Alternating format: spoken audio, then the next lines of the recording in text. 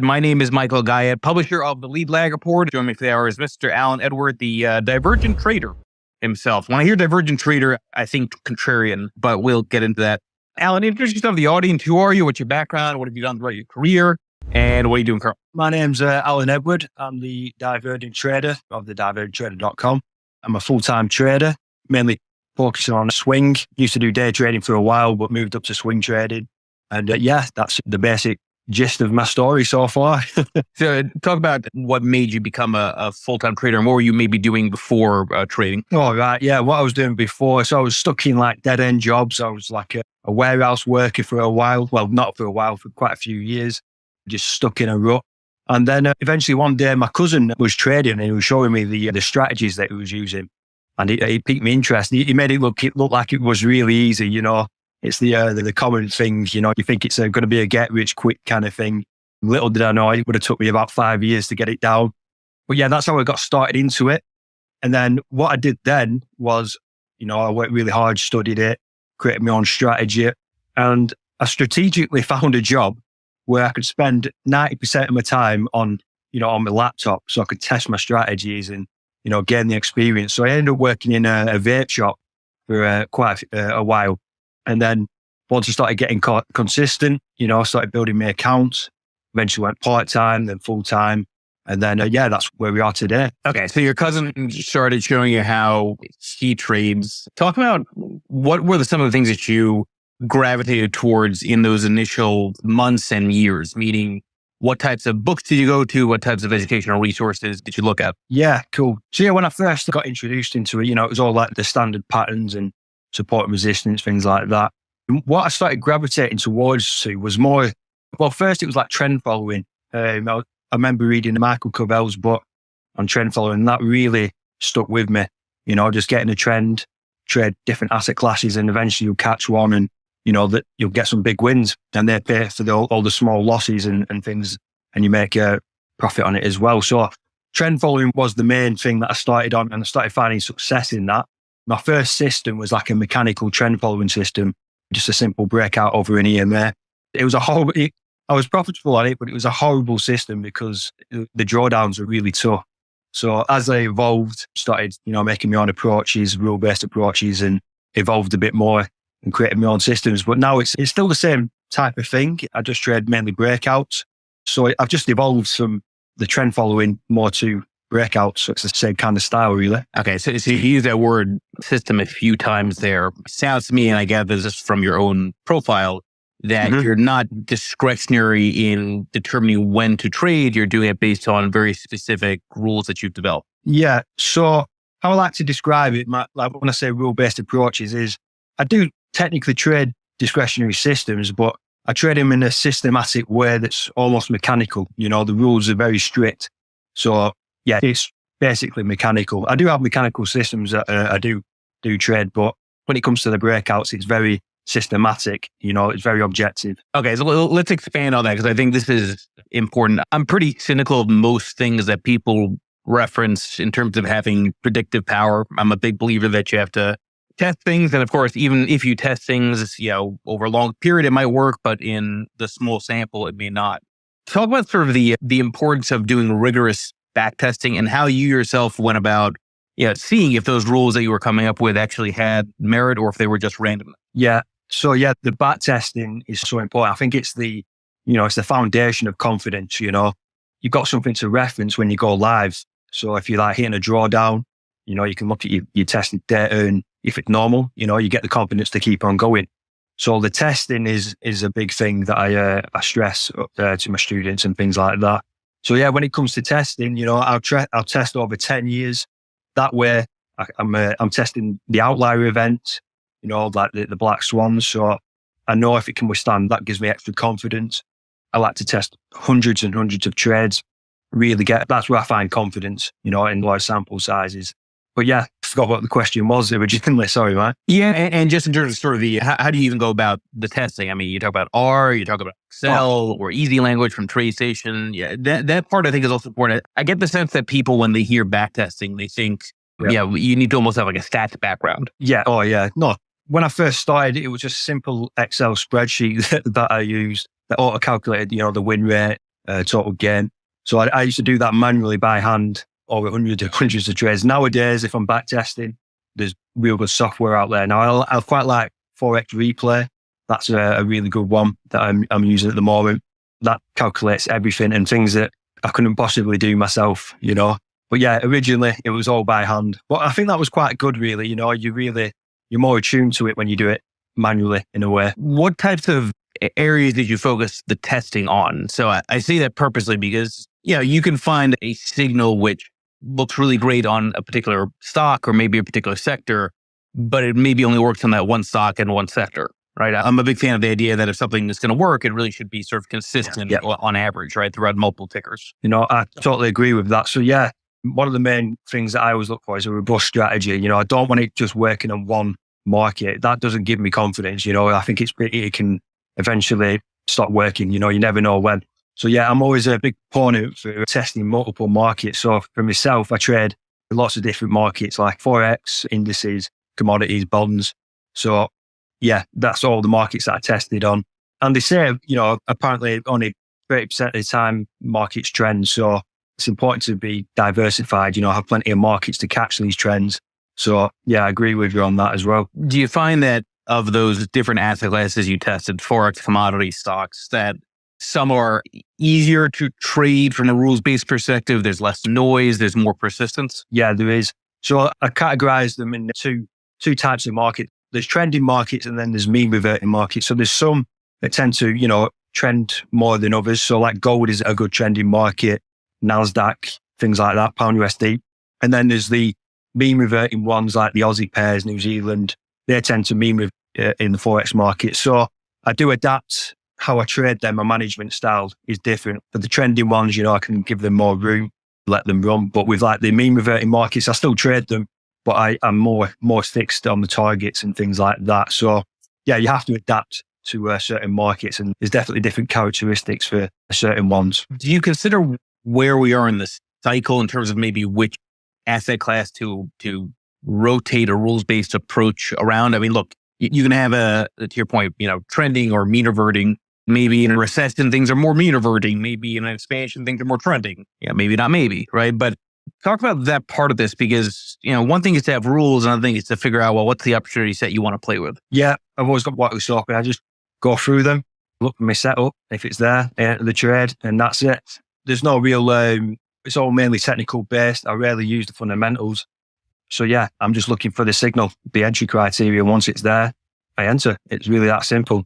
I'm a big believer in keeping it simple. It's what works best for me. So you mentioned at the beginning that you initially did day trading, then went more towards the swing trading side of things.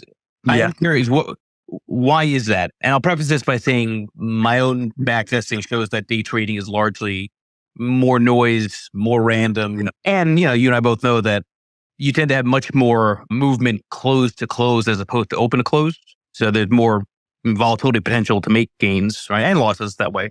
But talk about that, because I think you don't often hear people extending their time frame. You often hear people talk about how they shorten it. Yeah. So it's quite a few things why I did it. I mean, the main one was for like I got into trading to, you know, have more, like, to expand my life, you know, to make money, to enjoy the things that I want to do. So that was a big thing.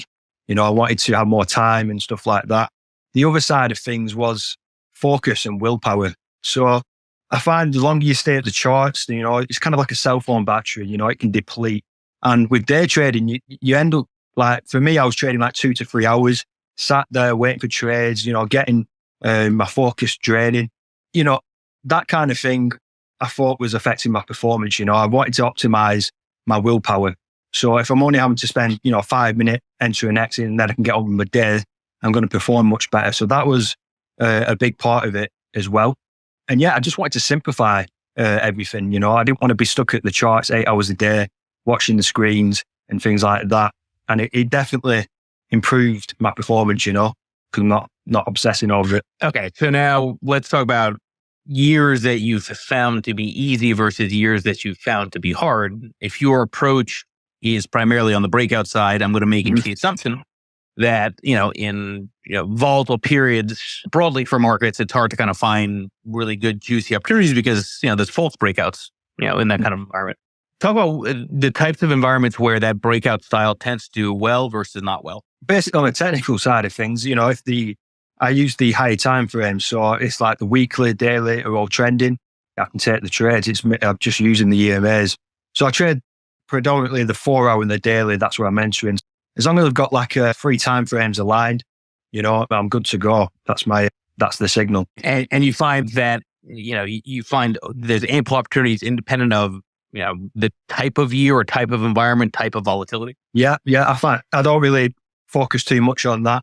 Obviously, there is tough periods where, the breakout don't work as well, but overall, pretty decent. Talk about some of the more interesting trades that, you've made this year that maybe surprised you in terms of how well they did. And, broadly speaking, how did you navigate this year, which I keep going back to has been, I think, deceptive in the way the market has behaved. Certainly some interesting currency movements, but on the Forex side, but what have you been trading this year? So this year, recently, been trading Euro CAD. That was probably the last big trade that I traded. That was on the 4 hour. That one it just shot up.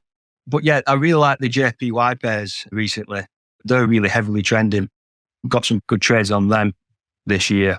But going forward, definitely be looking at, the NASDAQ, S&P, for the Santa Claus rally. Hopefully can catch something on that if it sets up. So yeah, that's mainly the markets that done pretty well. And are you also doing shorting? I mean, if you're doing breakouts, you're going long, right? Is it just purely on the long side? No, long and short. With the NASDAQ, I only go long though, based on the results and historical data, it trends upwards more than it goes down. So let's go through some of your posts on your website, and you've got a post talking about common trading biases. Because you went from somebody who didn't necessarily grow up in the field of investing and kind of learned along the way, with your cousin being the catalyst for that. Mm-hmm. What were some of as you look back, what were some of the traps or biases that you yourself fell for? And then what are ones that now you're observing as you've been doing this longer, others are falling into themselves? Yeah, a big one was recency bias, basing recent results and letting that affect, my next few trades. So that's something, that, I still feel today a little bit, I don't think you ever really get rid of these things. You just obviously learn to take the energy away and manage them a bit better. But yeah, recency bias was a big one. And then hindsight bias as well. Everything looks clearer in hindsight. Yeah, and it's hard for people to be aware of the bias and do anything about it, right? I think from a behavioral perspective, regret is known to be the most powerful emotion, right? And the problem with hindsight bias is recency bias is that it makes you regret more, right? The alternative history had taken a different action. Yeah, it can really mess with your head. These are the things you need to learn how not to overthink and, keep awareness of what triggers you and then, constantly work on them until, you get good at it. But yeah, with me personally, I had to do a lot of work on the mental side of things. A lot of work. That's why I'm a big proponent of it on my Twitter. I share a lot of psychology stuff. How did you find the psychology side of things, Michael? In my case, I would stress that it's more than just rules. It's about the opportunity set. That's why I was kind of trying to go in that direction a little bit. If somebody were to do a breakout strategy for US large cap tech, the last 10 years, you did great. If you tried to do that on emerging markets, and that was, your mandate, your opportunity set, good luck, because that's been much more mean reverting than trend following, right? In the kind of sideways X emerging markets.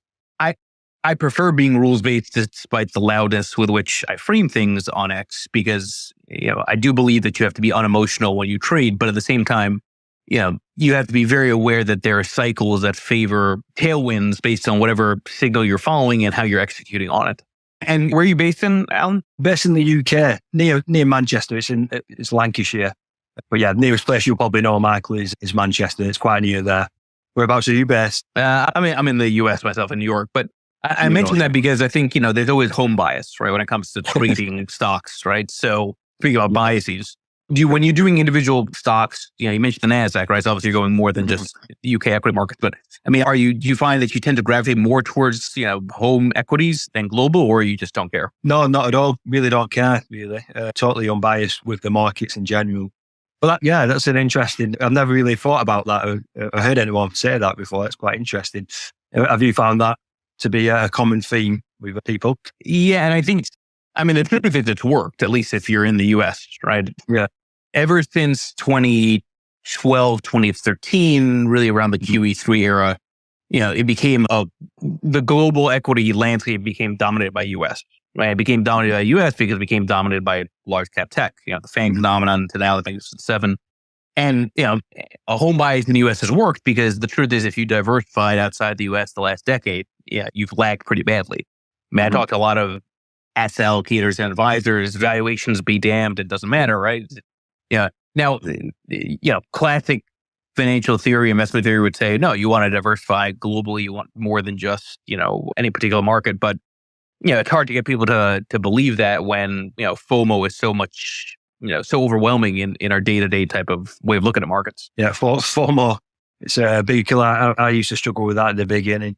It's a very common mistake to do, isn't it? Yeah, and I got to assume, and I want to hear your thoughts on this too, that, if you're trying to build, let's say, a trading community, it can be a blessing and a curse in some ways, right? Meaning, if you're trying to get people to be aware of their biases and they're sharing ideas, and then suddenly that idea that one person brings up is working, everybody else starts being on it, right? Then you've got a little bit of a groupthink in a trading community, which you never really want to have. Yeah, I understand what you're saying there. I'm very aware of that as well with my Discord.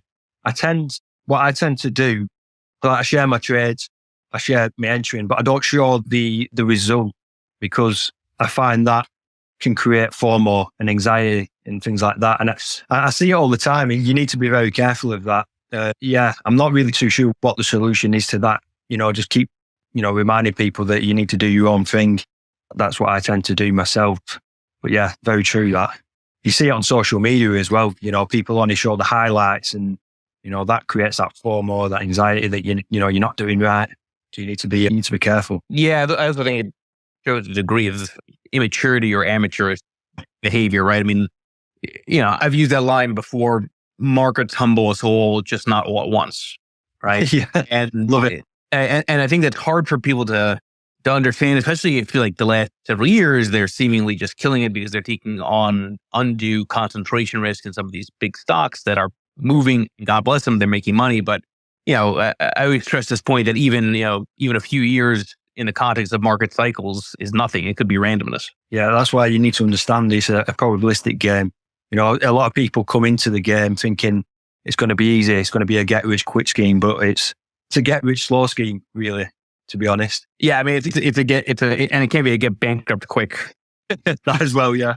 Right. Which actually is, I think, an important direction to kind of think through, which is I think the risk of ruin is far higher in today's environment than ever before. Not even because of market views, in my case, me thinking that there's a credit event, at some point on the corporate side out there, but just in terms of the ease with which people can leverage and take on more risk than their risk tolerance, would normally allow. And that gets into sort of a conversation around how do you know how much risk to take? I think when you're newer, when it comes to trading and investing, it's like, all right, well, let me put 30% in a particular stock. Let me put 50% in a particular Forex pair. I'm going to make the assumption that you probably went through a similar sort of journey on that end.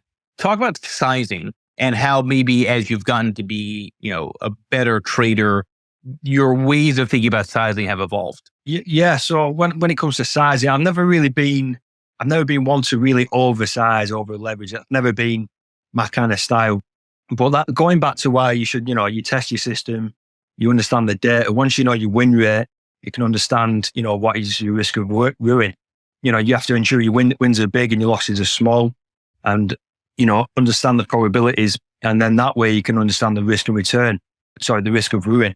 Yeah, I only risk 1% on personal accounts. If I'm trading other accounts, I always make sure it's smaller, 0.5%, 1/4%. This way, you can withstand the drawdowns, and you're never going to lose your account as long as you're managing risk. So yeah, I always say there's two things, as long as you follow your plan and you manage risks, you're going to be all right. But you need to know what's your risk per trade. And that also brings me to, when you understand your risk of ruin, you can understand what position size to use. But what's also important is knowing what risk per size is going to be the best for you. You can't be too big that you're fearful and too small that you don't care.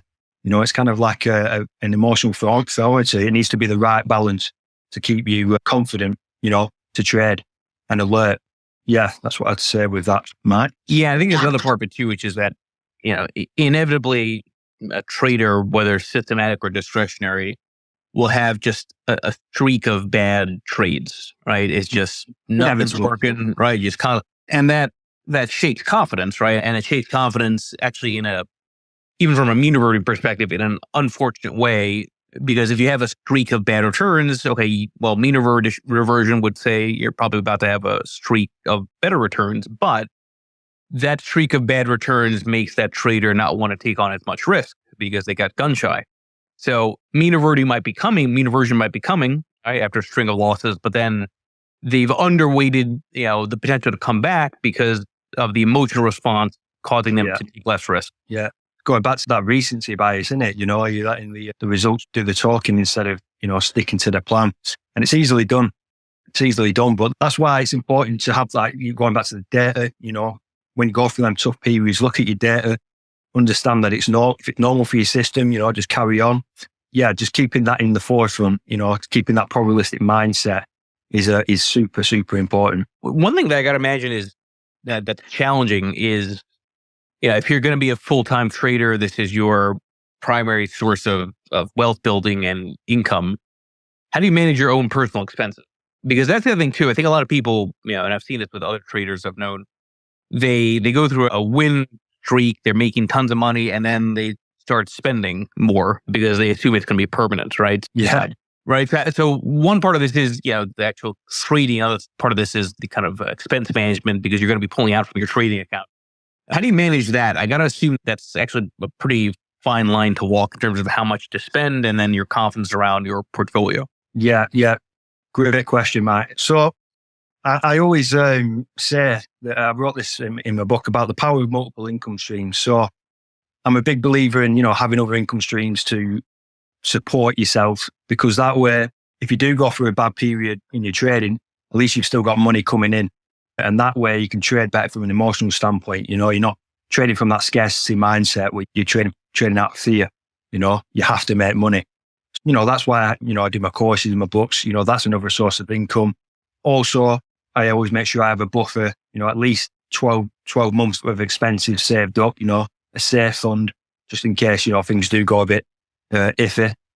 But yeah, when you've got, and that's another thing, I don't have a car or anything, so I don't have any unnecessary expenses that are liabilities. If I don't need to drive anywhere because I'm working from home, that's another thing I can save a bit of money on. But yeah, when you've got other income streams, safe fund, all this is going to help you emotionally to trade better. You're going to have a better psychology, good mindset. So yeah, that's what I'd advise, what I do. Yeah, I mean, it's a different way of thinking about diversification, more than just a portfolio. Just to reset the room for those that are here, everybody please make sure you follow Alan Edward here on X. If you want to come up and ask questions, click that bottom left mic request button. And as always, this will be podcast under Lead Lag Live. So you mentioned that you wrote a book. I'm curious to hear about that process. Writing a book is never easy. And I often find that the best way to learn something is to teach it. So I'm sure that probably kind of expanded your own knowledge there as you were doing that. But talk about that journey and that process. Yeah, writing the book. So it's called The Blueprint to Trading Psychology. So it's all about, what I think is important on the mindset side. But yeah, the process behind that, I just took it one day at a time, one page, one sentence at a time, and just did it that way. But yeah, in the book, we talk about the deep stuff, like the self-image, building that, the subconscious kind of side of things. Then there's the more practical, where I talk about the probabilistic thinking and things like that. But yeah, there's like mental models in there and things that can help you. So yeah, I felt like I had to give back with the book. I felt like there was a lot of things that wasn't being told out there. I mean, there's some good psychology books, but a lot of them aren't practical. So I wanted to make something that traders could reference, and actually use with whatever problem they were coming up with in whatever stage of their career. But yeah, I'm really proud of the book, and we've had some good reviews on that as well. Yeah, happy with that. Going back to how I started the conversation, Divergent makes me think of contrarian. Where's that moniker come from? Why do you call yourself the Divergent Trader? Yeah. So I got the word divergent from, because going back to the beginning where I said I was into trend following. So I went down the rabbit hole and I read all the books, and there was one called Trend Following Managed Futures by Catherine Kalinske, I think she's called. And she talks about how there's convergent strategies and divergent strategies. Now, a convergent strategy is where you can have lots of small wins, but you can have the occasional big loss, and that just wipes everything out. But a divergent approach, which is what's used in trend following, was, you can have lots of small losses, but then you can get them big wins and big outlier events. And, that pays for all the losses and more. So that methodology just it resonated with me, So yeah, that's where the Divergent Trader came from. When you're trading, are you asking colleagues, friends, those that are part of your service, what they're doing as well? Or do you try to just kind of be in the zone and shut things out? Because I think that kind of goes back to that point about the FOMO. I've named the space removing the noise in trading, because the reality is that is critical. And if you're rules-based, noise doesn't matter, right? You're just going to follow the rules. But still, for a lot of people that are not in that mindset, it's hard for them to understand the difference between something that has signal and something that has noise. Yeah. So when I'm trading, I'm like a ghost. I turn off all the social media and things like that. I want to be focused and I don't want any distractions. So yeah, for me, everything gets turned off. I'm just in the zone when I'm trading, which is important. A big thing that I talk about is your routine. You need a good routine that has no distractions, that you can stay focused, that keeps you calm. I think the routine is very important, especially for day traders as well. Back when I day traded, I had a very strict routine, because you have to, when you're trading them lower time frames, you have to be on it, and that was another reason why I went up in the time frames. It was a bit more relaxed. Didn't have to be as strict. What keeps you excited when it comes to markets and trading, right? I mean, I think obviously there's the excitement of making money, but again, I think there's people that you've seen the same stats, right? They get into trading and then they fall off after a couple of years. Most individual traders tend to not stay trading. They end up doing other things over time, either because they're not good at it, or they get bored with it, or whatever it would be. Mm-hmm. What keeps you yourself motivated? Again, with the caveat that I understand it's a full-time thing for you. Yeah, but you want to have passion for it to be good at it, but you don't want to make it feel like a job too. Yeah, I know what you're saying. So yeah, I just love it. I just have a passion for it. I love everything about it. But when it comes to staying motivated, what I like to do is I like to set goals of what really help me. Goals are what help me get to where I want it to be, but it also helps me sustain my success. So I'm always setting goals. And with goals, I always have reward systems. So if I have process focused goals, then if I follow through, then I reward myself. So it can be something, pretty big, something to look forward to. And I find that helps keep the motivation going. Yeah, goal setting, I think, is the absolute key. And I think it's something that really, really helps, for me anyway, the goal setting part. As far as other things that you tend to look at besides breakouts, any other favorite trading strategies or signals that you tend to gravitate towards? Or going back to the simple is better, you just focus on the breakouts and that's it? So yeah, 8% of my trading is breakouts. But I do have this system that I created called the MW divergent pattern. So it's like an ugly double top where it takes out the liquidity of the first peak. So I do trade that sometimes when the markets are setting up for reversals, and it works pretty well. I also use it in the breakout system for selling into strength. So if I see that setting up, I know there's a good chance it could reverse, so I take a bit off.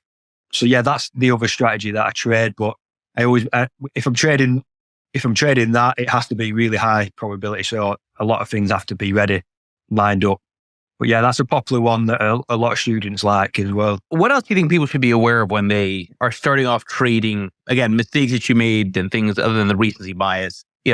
What are some of the things that you think people need to be self-conscious of or aware of in the beginning stages? So I'd probably say, just off the top of my head, that just because you have like a good month or something like that, doesn't mean you've got it, because I was there myself. You have a good month and you think, wow, I've cracked this. And that's another thing. If you start noticing yourself saying, yeah, I've got this, I've mastered it, that's a red flag right there, So when you've got it, if you've got consistency after a year, when you've seen it like that, and you've gone through the drawdowns, that's when you've got it. But yeah, in the early stages, it's easy to think that you've mastered something. So that'd probably be one of them. Yeah, no, and listen, I mean, you and I were DMing saying, what do you want to talk about? I often just have and think through things, right? It kind of makes it more natural. But no, there's a lot of wisdom, I think, in what you're talking about, what you're saying, right? And I think the social media side has really distorted people's perceptions of what trading is. I also think the cycle has distorted people's perceptions because, they fall for these individual stocks, make a lot of money, but that may be just sort of a flash in the pan and maybe just randomness and luck. I do think it's hard for people to understand the distinction between skill and luck when it comes to trading. Most people will say it's skill when they're doing well and then luck when it's not doing well.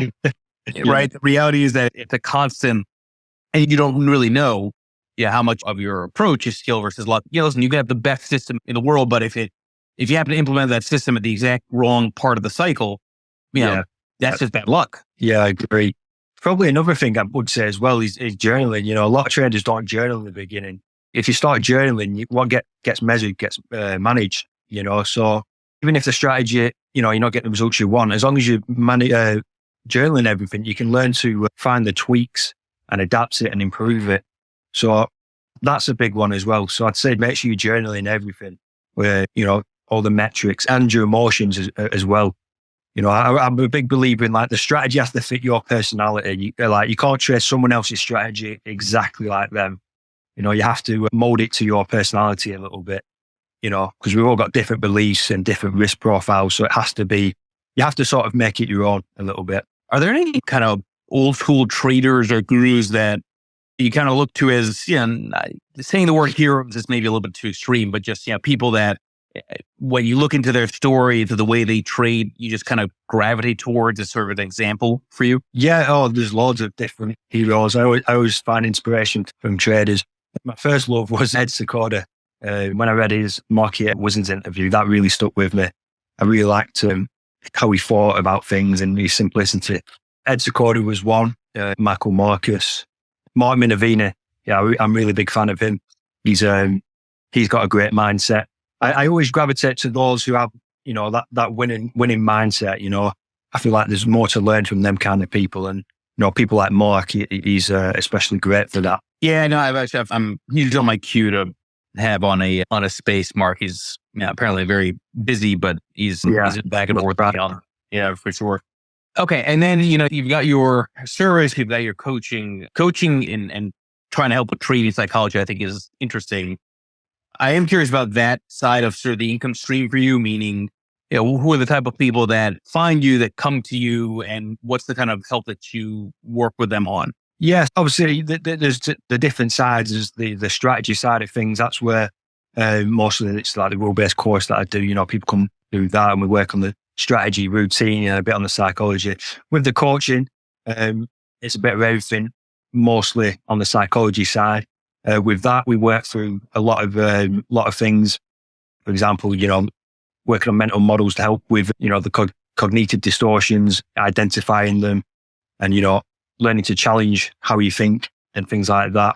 And just working on the self-image, creating the right habits. There's a lot of things we work into. It can get quite deep and intensive. Al, for those who want to, I know you got to hop a little earlier, but for those who want to track more of your thoughts and more of your work, where would you point them to? And maybe what's the single biggest piece of advice you'd give to newer traders who, were kind of in a similar situation to you, kind of in maybe a somewhat of a dead-end job, not really sure what to do, but wanting to have their own breakouts? What's your biggest single piece of advice? A single piece of advice, I'd probably say make sure you manage risk, get that down first.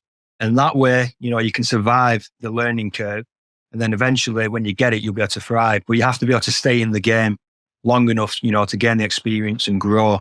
So you can't do that if you've got no chips and you've blown it all. So main focus should always be on managing your risk to begin with. Get that down. So that'd be my biggest takeaway. And where do people find you, Alan? Oh, sorry. Yeah. So you can find me on Twitter, Trader Divergent, Instagram as well. The website, thedivergenttrader.com, if you want to learn more.